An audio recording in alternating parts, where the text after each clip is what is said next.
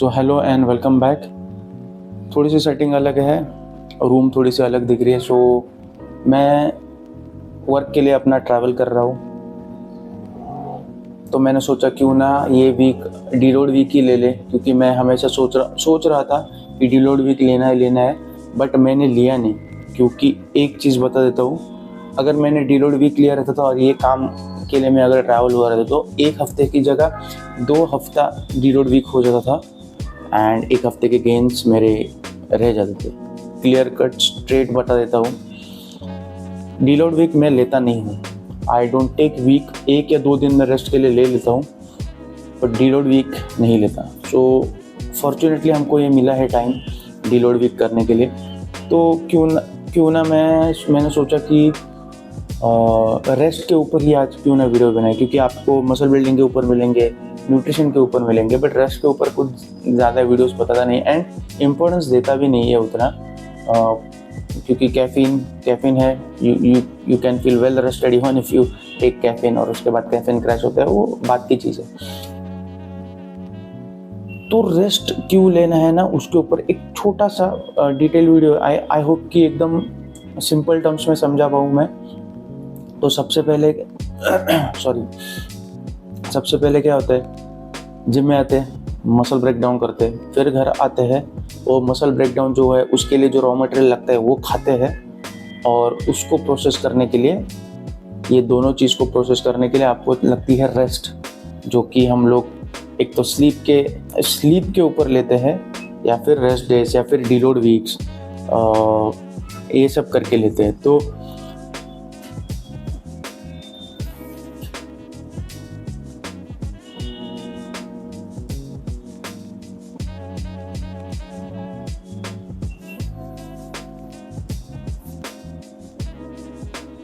Deload week और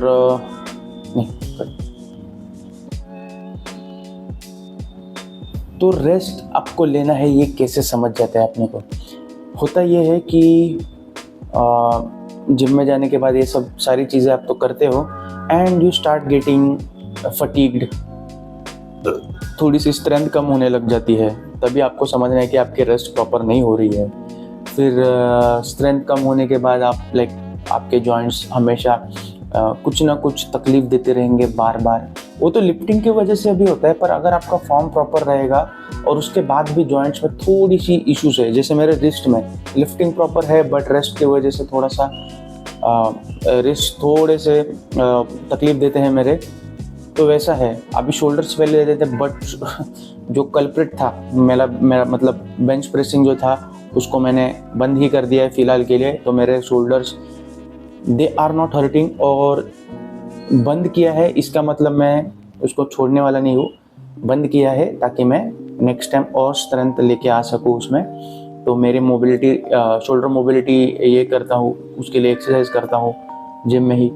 तो it's kind of healthy right now, तो मुझे उसको तकलीफ नहीं देना है, क्योंकि मेरे सारे लिफ्ट्स फिर डिसअपॉइंट हो जाते हैं। तो यस, ये सारी चीज़ें आपको अगर होती रहेगी, रेस्ट लेना, बॉडी बता रही है आपको रेस्ट लो। तो रेस्ट के एक चीज़ बताता हूँ, तो रेस्ट अगर जिम मसल बिल्डिंग के रिलेटेड कुछ कोई भी बोलेगा कि रेस्ट तो 3 या 4 प्रकार के होते हैं, नहीं 4 प्रकार के होते हैं, सॉरी। तो उसमें क्या होता है, सबसे पहला रेस्ट होता है आपका रेस्ट इन बिटवीन सेट्स, जो कि आप सेट के बीच में रेस्ट ले रहे हो। दूसरा होता है रेस्ट डेज, तीसरा होता है स्लीप, और चौथा होता है डीलोड वीक, जो अभी मैं कर रहा हूँ। तो सबसे पहले रेस्ट इन बिटवीन सेट्स के ऊपर बात करेंगे। तो रेस्ट इन बिटवीन सेट्स का क्या मतलब होता है, देखो सबको मालूम है कि रेस्ट इन बिटवीन सेट्स क्या होता है, मतलब वेट लिफ्ट करो, रेस्ट करो, वेट लिफ्ट करो, हो गए। बट कुछ लोग बोलते हैं नहीं भाई, रुकना नहीं है, 30 सेकेंड रुक के आपको फटक से न्यू सेट चालू करना है, विच इज़ रॉन्ग। 30 सेकेंड्स आपको कुछ एक्स्ट्रा गेंस नहीं देने वाला है, कुछ नहीं देने वाला है। 30 seconds is very minimal rest होती है, तभी करनी है जब आप कुछ कार्डियो वर्डियो जैसा कर रहे हो, हीट वगैरह कर रहे हो, तो हीट में चले आते हो वैसे भी। तो अगर हाई इंटेंसिटी वर्कआउट कर रहे हो, उसके बाद रेस्ट ले रहे हो 30 सेकंड्स और वापस इंटेंसिटी मतलब हाई इंटेंसिटी वाला वर्कआउट अगर कर रहे हो तो हिट में चला आता है, वो आपके मसल बिल्डिंग या फिर जो कुछ भी पावर लिफ्टिंग इसमें नहीं आता। तो देखो ऑप्टिमल रेस्ट टाइम होता है 2 से 3 मिनट, या फिर जितना आपको टाइम रिकवर करने का लगता है। आपकी ब्रेथ रिकवर होनी चाहिए, आपके मसल्स 70 to 80% रिकवर होने चाहिए स्ट्रेंथ में। तो वो यूजुअली 2 से 3 मिनट लग जाता है नेक्स्ट सेट पे जाने के लिए। तो प्रॉपर रेस्ट ले लो, रेस्ट इन बिटवीन सेट। तो उसके लिए क्या करना है मालूम है, आपका वर्कआउट जो रूटीन होता है ना उसको मैनेज करना है। कुछ लोग 30 सेकंड रेस्ट लेके करते क्यों है, क्योंकि उनको एक्सरसाइज एडजस्ट नहीं होते एक रूटीन में, एंड यूजुअली दे फॉलो किसी यूट्यूबर का या फिर कोई प्रो बॉडी बिल्डर का रूटीन फॉलो करते हैं एंड दे थिंक कि उनके जैसे बॉडी बन जाएगी। वैसे होता नहीं है, उनके जेनेटिक्स, उनके कंडीशंस ही कंप्लीट अलग होते हैं अपने से। तो प्रो बॉडी बिल्डर्स का नहीं, आपके कंडीशंस के हिसाब के आपको वर्कआउट रूटीन फॉलो करना है ताकि आपको proper rest in between sets मिले। ये बहुत छोटी चीज़ लगती है या फिर इनसिग्निफिकेंट चीज़ बोल सकते हो उसको, ऐसे लगती है अपने को, बट होती नहीं है। रेस्ट इन बिटवीन सेट्स में ज़मीन आसमान का फ़र्क होता है। 30 सेकेंड रेस्ट लेने के बाद या फिर 3 मिनट रेस्ट लेने के बाद ज़मीन आसमान का फ़र्क होता है लिफ्टिंग में। तो उसके हिसाब से रेस्ट लो, आप रिकवर थोड़ा सा रिकवर हो जाएंगे। जब 70 to 80% जब भी आपकी बॉडी रिकवर हो जाती है पिछले सेट से, तो नेक्स्ट सेट करना काफ़ी आसान हो जाता है।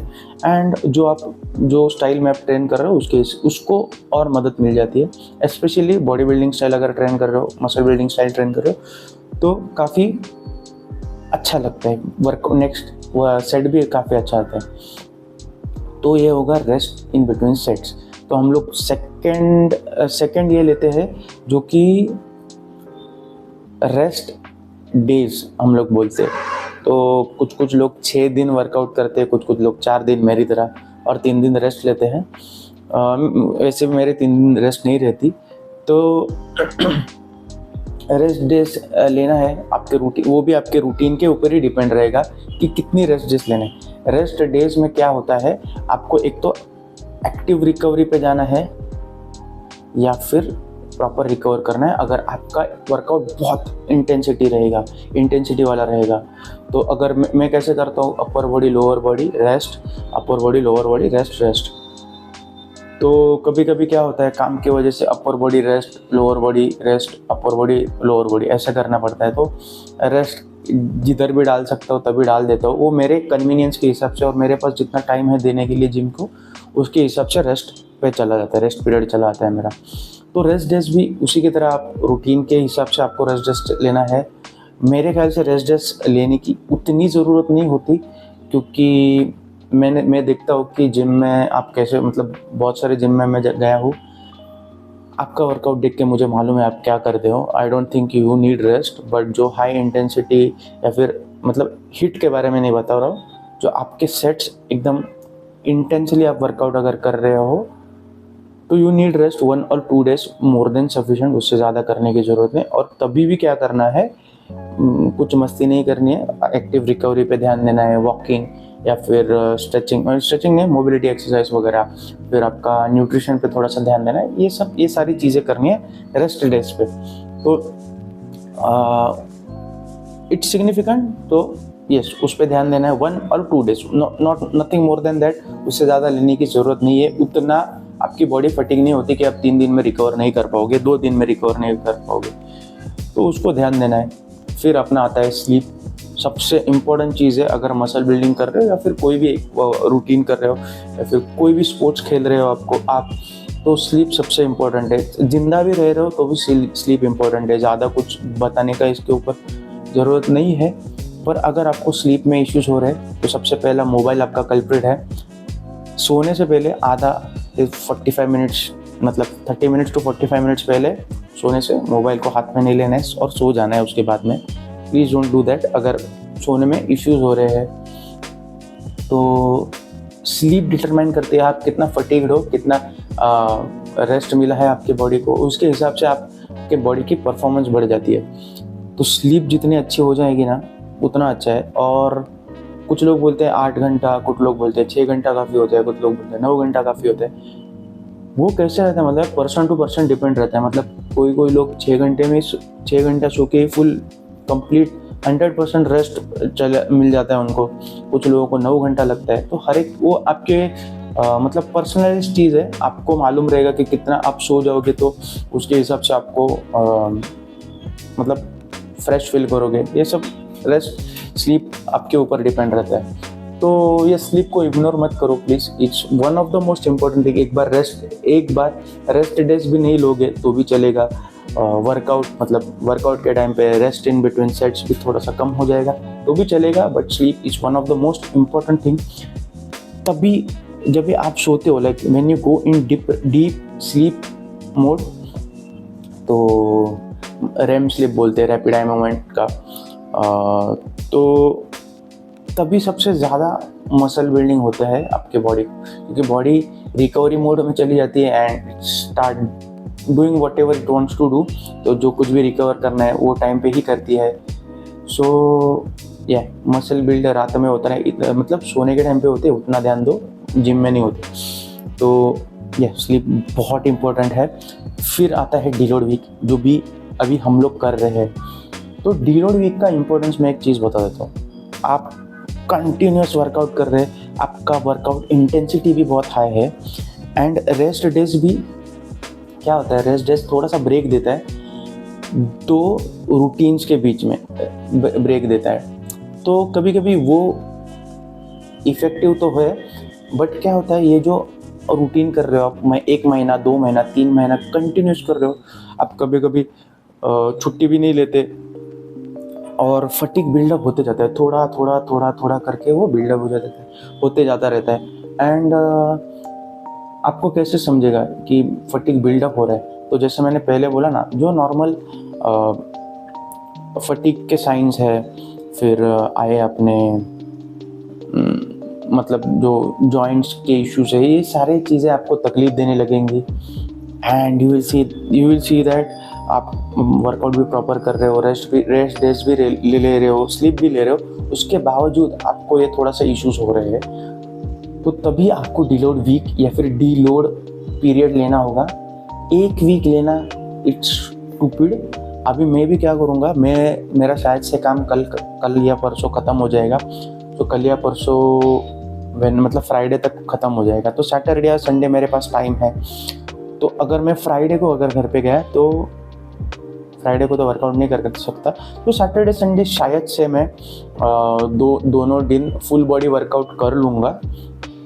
अगर नहीं हो पाया तो 1 डे फुल बॉडी वर्कआउट बहुत हो जाएगा। ज़्यादा कुछ एफर्ट्स लगाने की ज़रूरत नहीं पड़ेंगे मुझे। मसल को इतना भी रेस्ट नहीं लेना है कि उसको लाइक सो ही जाएगा वो। तो डीलोड वीक तभी लेना है जब ये सारी चीज़ें आपकी बराबर हो रही है, एंड इवन आफ्टर दैट ना आपके जॉइंट्स रिकवर हो पा रहे हैं, ना मसल्स रिकवर हो पा रहे हैं, तो डीलोड वीक लेने का आइडिया काफ़ी अच्छा है। But most of the times deload week लेने की किसी को ज़रूरत नहीं होती। ज़्यादा से ज़्यादा 2 दिन एक्स्ट्रा आप ले सकते हो रिकवरी के लिए, लाइक 2 से 3 दिन में बॉडी कम्प्लीटली रिकवर हो जाते हैं। 1 वीक लेना इट्स स्टूपिडिटी, बट वो एक यही हुआ है कि 1 वीक ले लो, मतलब ट्रेंड हुआ है। Please don't do that. कुछ करने की उतना ज़रूरत है नहीं, लाइक उतना टाइम नहीं लगता। हाँ, एकदम पूरी तरह से आपने डिस्ट्रॉय कर दी है बॉडी, तो डीलोड वीक क्या, डीलोड मंथ भी नहीं आपका ये होगा। अगर improper form, improper sleep, improper nutrition से आप ये कर रहे हो, आपका रूटीन फॉलो कर रहे हो, तो मेरे ख्याल से डीलोड वीक भी हेल्प नहीं करेगा। तो तो डीलोड वीक का इम्पोर्टेंस है, but it's not that important. मेरे ख्याल से डीलोड वीक किसी को लेने की ज़रूरत नहीं।